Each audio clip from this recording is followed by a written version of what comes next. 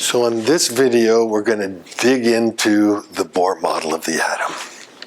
So the last time we went into the atom, in particular the hydrogen atom, when we looked at a hydrogen spectrum, we saw those lines. We actually saw three lines, a red one, a blue, and a violet line. And we called those lines the Balmer series. Those were in the visible part of the spectrum.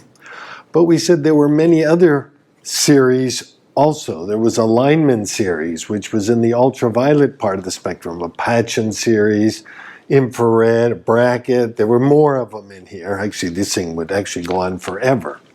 But Rydberg says, you know, I can get an equation for all of the wavelengths for all of the series by this one equation right here, where NF is 1 for this series, 2 for that, 3 for that, 4 for that, and Ni is any number bigger than this number. So when NF is 1, this right here can be 2, 3, 4, 5, 6. When this is 2, this can be 3, 4, 5, 6, 7, and so on. This is 4, then this is 5, 6, 7, 8, 9, and it covers all of them. And that Rydberg constant was 10 to the 7th. It's per meter because this has just a meter in the bottom. Okay, so any model we have for the hydrogen atom better be able to give us this equation right here. We also showed, this was about late 1800s, 1910, Rutherford doing some scattering experiments showed that the atom has a compact nucleus. And that nucleus is 100,000 times smaller than the atom. And that's when Bohr came up with his model of the atom. It's like a solar system. And so now the electrons are orbiting around that compact nucleus. And the first one is electrons are held in orbit by the Coulomb force, which is definitely classical right there. And the second one was the angular momentum of the orbiting electron is quantized. That is, the angular momentum, which is mvr, is either h bar or 2h bar or 3h bar, 4h bar, where n can be 1, 2, 3, 4, and we're going to call that the principal quantum number. And h bar, we said, was our old h, Planck's constant, divided by 2 pi. The third postulate of the Bohr model was that electrons orbiting the atom do not radiate. If they radiated, then they'd lose energy and they'd spiral in. And they wouldn't last very long. So he had to say that for this case, when they're orbiting an atom, they don't radiate. And the fourth one is, since the angular momentum is quantized, that means the radii are quantized. And when an electron jumps from one orbit from a higher orbit to a lower orbit, the amount of energy difference goes into a photon and absorbs this photon when it jumps from a lower orbit to a larger orbit. So let's look at this right here. Again, we're going to be looking at, if we it's like a solar system. We have a nucleus right here, the proton in this case, since it's the hydrogen atom, and we've got these orbits out here for the electron. And so the first postulate says, here's my electron right there. It's held in orbit by the Coulomb force. So the only force acting on this is the Coulomb force. It's acting inward right there. And so if we just look at the sum of the forces inward, it's the Coulomb force. Remember, we said Coulomb force was K, Q1, Q2 over R squared. But instead of using the K, I think I'm going to go back and just use 1 over 4 pi epsilon naught. They just like to use that in electromagnetism rather than the K. The charge of this, E, the charge of that, which is also E, well, it's one's positive, one's negative. It's an attractive force, but I'm calling that way positive. All over R squared, where this is, for that case, some R. And since you're going in a circle, we set that equal to mv squared all over R. Okay, that's definitely classical. right there. Okay, we can cancel out an r out of this equation, an r there and an r there. Okay, the second one was that the angular momentum, which is mvr. Remember, angular momentum is actually, it's actually r cross p, which is the magnitude of r, magnitude of p times the sine of the angle between them. But r and p are perpendicular, so you get sine of 90. So it's just r times p, and we're using classical, non-relativistic, so p is just mv. So it's mv times r. And that equals nh bar. Okay, so those are our two equations. You notice from here we have two unknowns. We don't know v and we don't know r. So let's solve for v and r. I'll solve for v here and plug it up into there. So from right here we have v is equal to nh bar all over mr. And then I'm going to take this and put it right up into here. So we have 1 all over 4 pi epsilon naught e squared all over r. And that equals m times this squared. N squared h bar squared all over m squared r squared. Okay, and now we can solve for r. I'm going to cancel one of the m's here, and we'll cancel one of the r's there. I'll bring this r up, take everything else onto that side. So if we do that, we get r is equal to, bringing this over here, taking this over there, the 4 pi epsilon naught goes up above, 4 pi epsilon naught. The e squared goes down below. The h bar squared stays up above. And I have an m down below. And we have an n squared. N squared. Okay, well, this doesn't have any units. This has units of distance. It has to, because this is an r right here. Well, if we wanted to get, say, the smallest orbit, that would be where n is equal to 1, because we can see as n gets bigger, this r is getting larger. So this must be the n equals 1 orbit, right? And this must be the n equals 2 orbit. Well, if we wanted to find the first orbit, r sub 1, we just plug in a 1 for here, and so it's just 4 pi epsilon naught. 4 pi epsilon naught h bar squared all over me squared, mass of the electron, e squared. Okay, now if we can plug in the numbers for that. Now if we got a number this big, we know there'd be something wrong, because we know the Bohr, this radius is not large. And if you plug in these numbers, you get about 0.5 times 10 to the minus 10 meters, which is a half an angstrom, 1/2 of an angstrom. We're going to give that a name right here. We'll call this distance right here, we're going to call it A naught, and we'll call it the Bohr radius. So this, just from here to here, we're going to call that the Bohr radius. Just to the first one.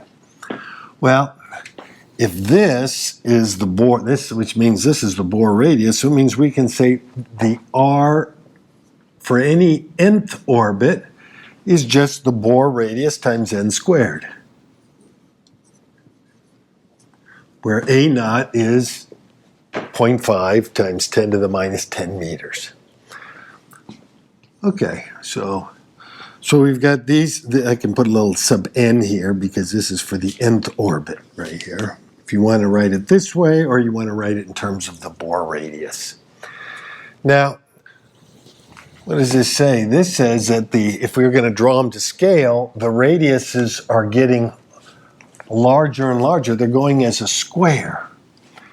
So they're getting, the spacing is growing between each one, but I can't draw it like that. I'll run out of blackboard space. Well, what happens if n is large? You know, n can go off to infinity. What if n is, say, 1,000? Well, if n is 1,000, then r, the radius, out to the 1,000th orbit would be 1,000 squared. That's 1,000,000 times bigger than this. 1,000,000 times bigger would be, this would be times 10 to the minus 4. It'd be about 0.05 millimeters. 0.05. You could probably almost see that right there. And what if n was 10,000? You know, you could get the Bohr rate of the r sub n way out like this. Is that possible? Yes. Yes, it is possible.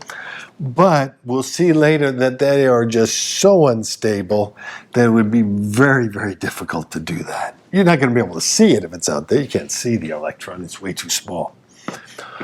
Okay, so there's the radius. Now we can take that radius and we can plug it into here and we can get the speed of each orbit.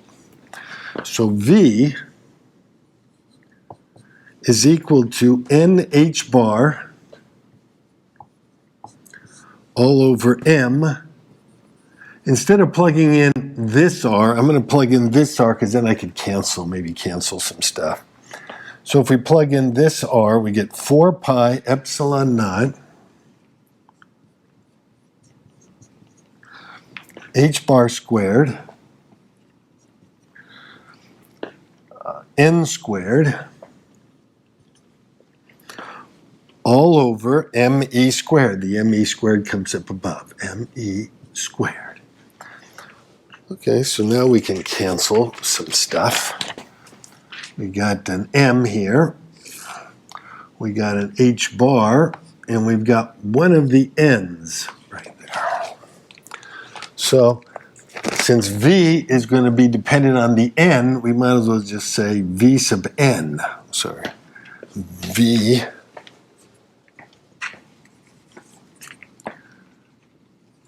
sub n is equal to, what are we left with? E squared all over 4 pi epsilon naught h bar, and then we have a 1 over n. 1 over n. We can see right here that this one, the bigger the n is, the smaller the speed is, because as n gets bigger, v sub n gets slower. So the innermost one is the fastest, and then you're going slower and slower as you go out. So if we wanted to get the speed of the first orbit, v sub 1, right here, v sub 1 is e squared all over 4 pi epsilon naught h bar. That would be the speed of this orbit right here. And if you plug in the numbers there, it's about 1 over 139, the speed of light. So this is below 100th of the speed of light. So we can use classical. We don't need to use relativistic. We can use non-relativistic stuff, unless we wanted to get really accurate, because we're below 1% the speed of light. But later we might come back and say, maybe we want to get a little more accurate, then we have to worry about that. Well, this is, you notice if I take this, I have this right here. If I were to take the c down below, we get e squared all over 4 pi epsilon naught h bar c must equal 1 over 139. This is kind of strange. We're putting together the charge of the electron, this Planck's constant, this epsilon naught permittivity of free space, and the speed of light. We're putting those together and we get something that's unitless, which is quite strange because if we would have defined the meter, say, instead of this being the meter, if we would have defined this length being the meter, and plugged it into here with everything else, we would still get 1 over 139. It's independent of the units because all the units cancel out. So if an alien ever came down and you don't want to argue with him on the first statement because you don't want to be in a fight with him, you don't want to say a meter is this long. He might say, I don't agree. But if you say E squared over 4 pi epsilon naught h bar c is about 1 over 139, he'll say, I agree. So this is a nice, they're going to give this a letter too, since it's used a lot right here. We'll call it alpha, and we'll call it the fine structure constant. Fine structure. Must be a reason why they're calling it that. Fine structure constant.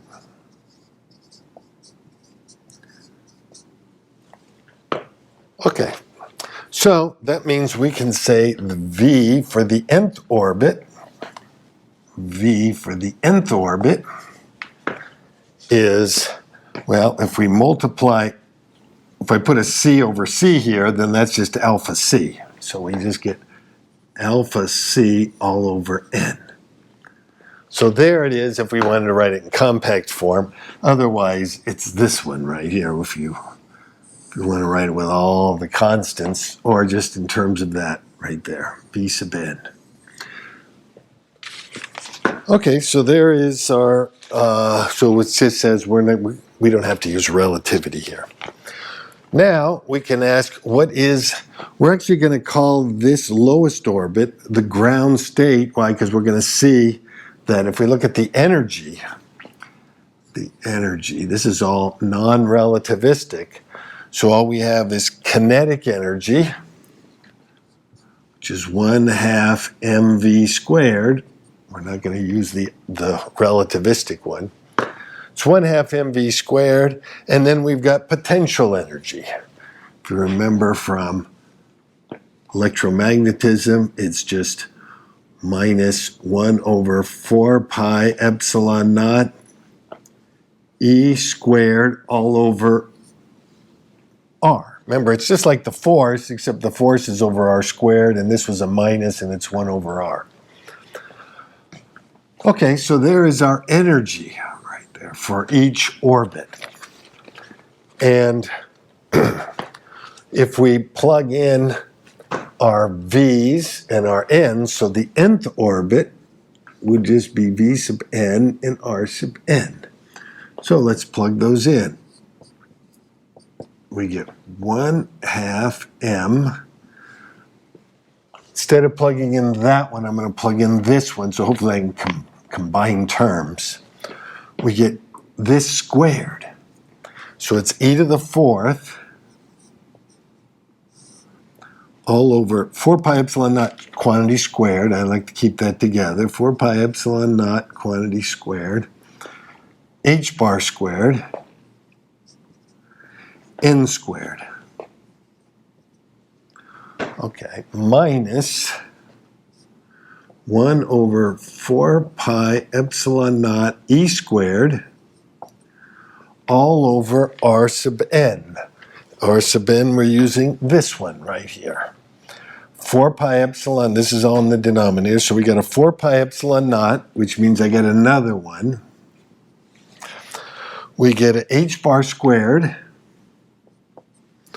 We got an N squared. And then comes up to the top is an ME squared. So we get an M and another E squared. So that's e to the 4th. Okay, so now if we compare these, we can now combine them together, because this is exactly the same as that right there. So what we have is we have a half of something minus a whole of something is just minus a half of this. You'll notice that this is the kinetic. The kinetic energy is only half the potential energy. I don't know if you remember from classical mechanics, this is exactly what you get for planets, say the moon orbiting the Earth. If you look at the kinetic energy of the moon, it's always exactly half the potential energy of the moon, or us going around the sun. Our kinetic is half that. It's always going to be true for an inverse square law. Okay, so it looks like we know what the energy is. A half of something minus a whole of something is minus a half. It's just negative this. So E sub n is equal to minus this, minus m e to the fourth all over 2 4 pi epsilon naught squared h bar squared 1 and n squared. Just write it like that. So there is the orbits. They're all negative. They're negative. Why? Because these are bound. Remember, if your energy is positive, you're not bound, you're free. Right? These are all negative energy. That's why the kinetic is smaller than the potential energy. Okay, so there's your energy for your nth orbit here. So if we just wanted to know what is the energy for all of these orbits right here, let's say for n equals 1, you notice as this gets bigger, this gets smaller right here, but smaller negatively. So if we just say what is E sub 1, well, you just plug in 1 into here and you just get negative this amount, minus m e to the fourth all over 2 times 4 pi epsilon naught squared h bar squared. So that's what you get right there. And if you plug in the numbers so that you're in EV, you want to be in EV, this comes out to be minus 13.6 EV. So that's the, so what would E2 be? Well, E2, this is all negative 13.6. So E sub n, I guess since this is all negative 13.6, it'd be minus 13.6 all over n squared. Okay, so if we were to just draw an energy scale along here, let's say this is equals 0 right here, equals 0. When n is equal to 1, you're down at minus 13.6. So this is E1, which is minus 13.6. When n equals 2, then it'd be minus 13.6 all over 4. Well, minus 13.6 over 4 is minus 3.4. So minus 3.4 is like way up here. So E2 would equal minus 3.4 EV. If I wanted to know what E3 is, you plug in, this would be 9. 13.6 over 9 is minus about 1.5. E3 is equal to minus 1.5 EV. If we plug in 4, then it's minus 3.6 over 16. That's minus 0.85. So E4 is equal to minus 0.85. And we keep going, and we can see that these get closer and closer, and they go off to infinity. If you plug in infinity, you get E equals 0 right there. So they're going to keep getting closer and closer, infinite number of them before you ever hit the equals 0. And that's why we said those large atoms where you're way up here at the 1000th state, you're so easy to being free. It's just too hard to keep them in orbit. Okay, so we would call this is the lowest energy, we'll call this the ground state. Ground state. Ground state of the atom. Okay, and sometimes they talk about what is the ionization energy? How much energy does it take to free this thing up? Well, all he has to have is at least 0 energy to be free. So it looks like if I were to give this electron plus 13.6, he would be free. So the ionization energy, the energy it takes to free this electron up so that he never comes back, I would have to put in 13.6 EVs of energy. Which means, how do I do that? I shine a photon at it right here. We could just say, if I shine a photon at it, all I have to do is make sure the energy of the photon is 13.6 EV and set that equal to HF. That would tell me what frequency I need to kick it off. So if you shine light at hydrogen and you slowly crank up the frequency, as soon as it gets up to this, you'll start to see the electrons popping off. Okay, now, now let's look at his fourth rule right here. He says, when an electron jumps from a high orbit to a lower orbit, it emits a photon given by this. Well, so if you're in an orbit like this and you jump down to this, so we'll call this the initial state and this the final state, so ENI minus ENF. Since you're dropping, you're emitting a photon of HF. Well, we might as well plug in, what do we say? For ENI, it's this, but with an NI there. So if I plug in, we get minus M e to the fourth all over 2 4 pi epsilon naught squared h bar squared Ni squared. So that's this, minus NF, but NF is also negative, so that's why I'm going to put a parentheses in there. And that's M e to the fourth all over 2 times 4 pi epsilon naught squared h bar squared NF squared. Okay, and that equals H. I'd like to put H in terms of H bar. I don't want to mix H's and H bars.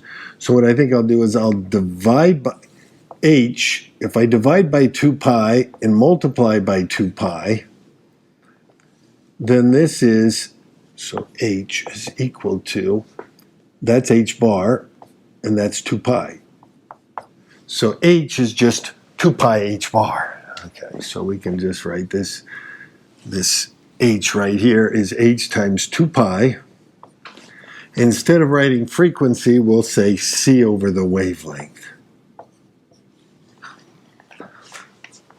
Okay, now I want to solve for the 1 over the wavelength.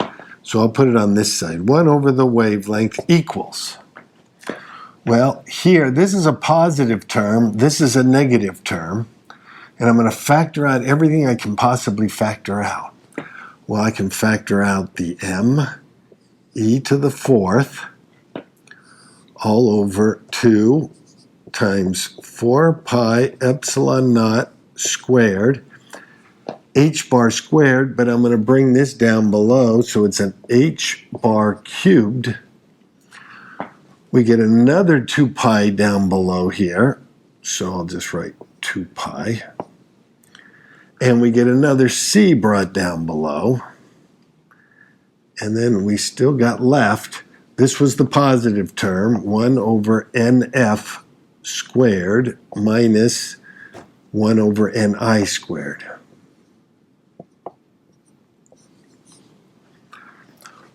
Okay, now all we have to do is, this is all a constant. If we just calculate that constant right there, it comes out to be our Rydberg constant, which was 10 to the 7th per meter. So this thing gives me exactly all my spectra for the hydrogen atom, or 1 over NF squared minus 1 over NI squared. Oh, that's a pretty good thing that it solves that almost exactly. It gives me the Rydberg. So if we come back to here and draw, let me just draw this scale again right here. What did we have? We had minus 13.6 down here. This was, I'll just call it my E1. We had our E2. We had our E3. We had our E4, and so on. E5. Whole bunch of lines. I'm going to extend them out just a little bit further here.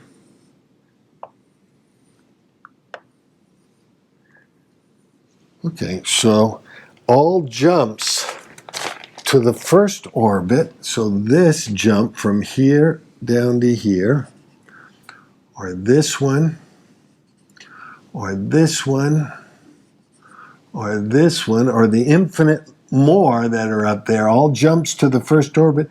These were my Lyman series. Lyman series. When we looked at the Balmer series, those are all these jumps right here. There's a whole bunch, infinitely more to get closer. These are the Balmer.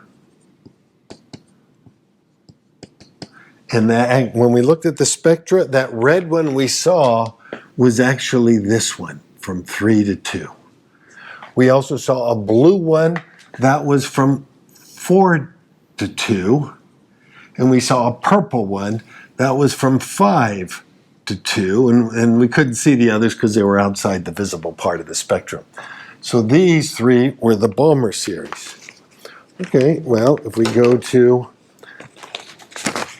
the next one, those were the Patchen series, which were all these right here. These were, okay. And then when we went to the next one, say that was the Bracket series. Again, you got all these ones coming in here. These are the Bracket. And so this keeps going on forever, right? So now it kind of makes some sense right here that where all this spectra comes from works pretty good right here. A few things that we need to go back over, and when we said this right here, the total energy is this. That's not quite the truth, because that's only true if this is infinitely heavier than that. The moon doesn't just orbit the Earth. The moon and the Earth both orbit their common center of mass. And same with this. The electron doesn't just orbit the proton. They must orbit their common center of mass. And so if we wanted to be a little bit more exact, I guess we'd have to say that here was my proton, here's my electron, but the electron doesn't just orbit the proton, they both orbit the common center of mass, whereas this thing goes around, this thing goes around, they just both orbit. And if I call, let's say I call the electron over here, let's call that R1, and the radius of this one is r2, and this is the velocity of 2, and this is the velocity of 1, the kinetic energy isn't just 1/2 mv squared. The kinetic energy now, I have two terms. I have 1/2 the mass of the electron, v1 squared, plus the proton's moving too a little bit. 1/2 mass of the proton, v2 squared. So that's really, if I wanted to be a little more exact, I'd really have to say this. Now, if I could somehow write this as, remember, what did we say it was before? Before we said the kinetic energy was 1/2 the mass of the electron times the velocity v sub n, where vn was the velocity of the electron squared. Well, suppose we could write this in terms, something like that, but not with mass of an electron. Let's put a different mass in there, some made-up mass times the velocity, our old velocity sub n squared. If we could get this to look like this, then all we'd have to do is every place we see a mass of an electron in our equation, we would just have to switch it over to mu, and we wouldn't have to go through all this other stuff. Well, let's see if we can do that. We do know, since that's the center of mass, we do know that R1 times the mass of the electron is equal to R2 times the mass of a proton. If that's the center of mass, we do know that mass of the electron times R1, it's kind of like a seesaw, equals the mass of the proton times R2. And we also know that this, we called R the sum of the two distances before. And so we do know that R1 plus R2 equals R. Okay, so out of these two equations, I'm going to solve for R1 and R2. So if we solve for R2 here, R2 is ME R1 over a mass of a proton, and plug it right into here. So we've got, plugging that into here, we've got, actually I'll solve plugging it into there. This is R2. So we get R1 plus R2, which is the mass of the electron, R1 over the mass of the proton equals R. So all I did was take my R2 and plug it right into there. Okay, let me just get rid of the fraction here for a minute. Well, let's factor out the R1. So R1 times 1 plus mass of the electron over the mass of the proton equals R, or R1 is equal to R all over 1 plus, maybe I'll get a common denominator here. So it's going to be the mass of the proton plus the mass of the electron all over the mass of the proton. That comes up to the top. Okay, so there's my R1. If I wanted to now solve for R2, well, R1 plus R2 is R, so this plus what is 1, so that would just be R mass of the electron all over mass of the proton plus the mass of the electron. I can see if I add these two up, all the m's drop out, because factor out the R, you get the same on the numerator as you do in the denominator. Okay, so we've got R1 and R2. So now, let me come up to here, to this equation, and write this out. So we get, first of all the halves drop out. All I'm trying to find is that mu. The halves drop out. So we got mass of the electron times the velocity. Well, the velocity is the distance over the time. So the velocity of this one would be 2 pi r1 all over the time it takes to go around, squared, plus the mass of the proton times the speed of that one, which is 2 pi r2 all over the time squared. And that equals mu times our old speed around, which was just 2 pi r all over the time squared. Now, all the periods are exactly the same. The time it takes for this to go around is the same time as that, which is the same time as my original. So all these t's just drop out. The 2 pi's drop out. So we end up with the mass of the electron times r1 squared times this squared. That's r squared mp squared all over mp plus me squared plus the mass of the proton times r2 squared times this squared. R squared mass of the electron squared all over mp plus me quantity squared.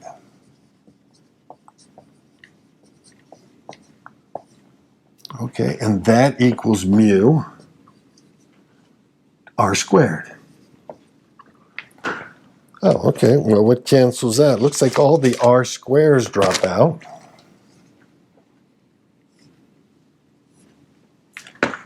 And here, if I factor out, I got a common denominator. They're both the same denominator. mp plus me quantity squared. If I factor out the me, mp, well, what's left here? I got one more mp, and I got one more me. Well, this cancels with one of those, and so it looks like mu, this mu right here, this mu is just equal to mp me all over mp plus me. We're going to call that the reduced mass. Right there. If you replace all of your mass of electrons that you had before with mu, it's exactly like taking this into account. So when we come back to our energy here, this energy, if we wanted to be a little more exact, instead of putting the mass of the electron there, we put mu. Now, it's not going to change it much here because, you know, the mass of the proton is about 1800 mass of the electron. Then times it by the mass of the electron, all over 1800 mass of the electron plus the mass of the electron. This is 1801 mass of the electron. Cancel one of the mass of the electrons. This is 1800 over 1801.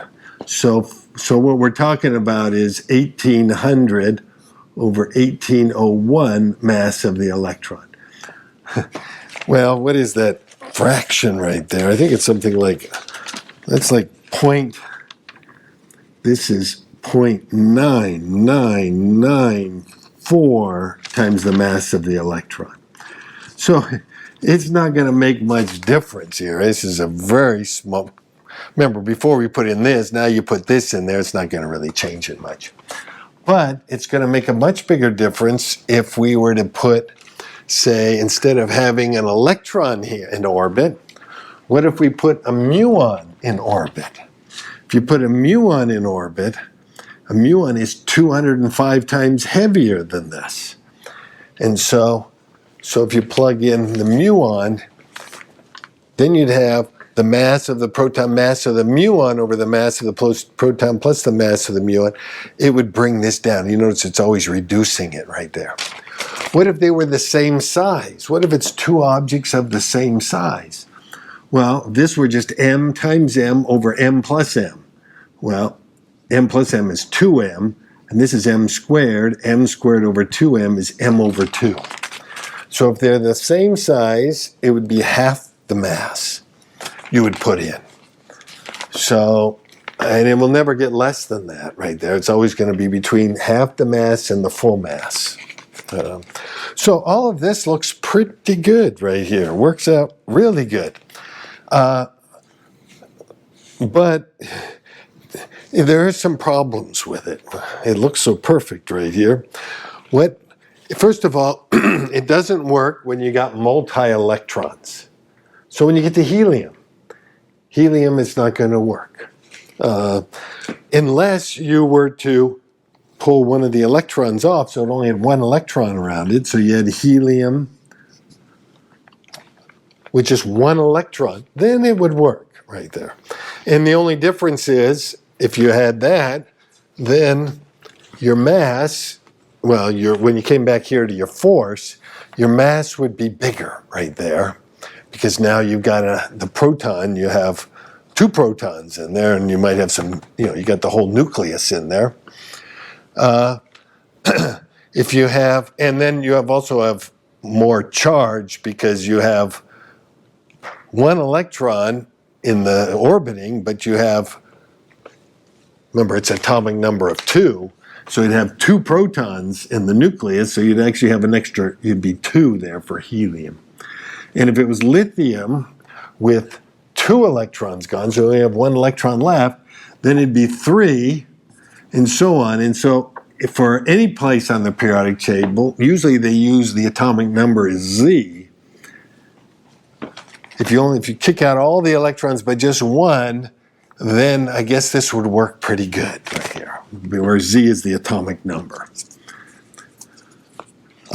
It also doesn't explain some other things right here. It doesn't explain how much time does it take to drop right here. How much time does it take to drop from, Not only that, you might ask, why does an electron jump? If an electron's up here, why does it want to come down here in the first place? Why doesn't it just stay up there forever?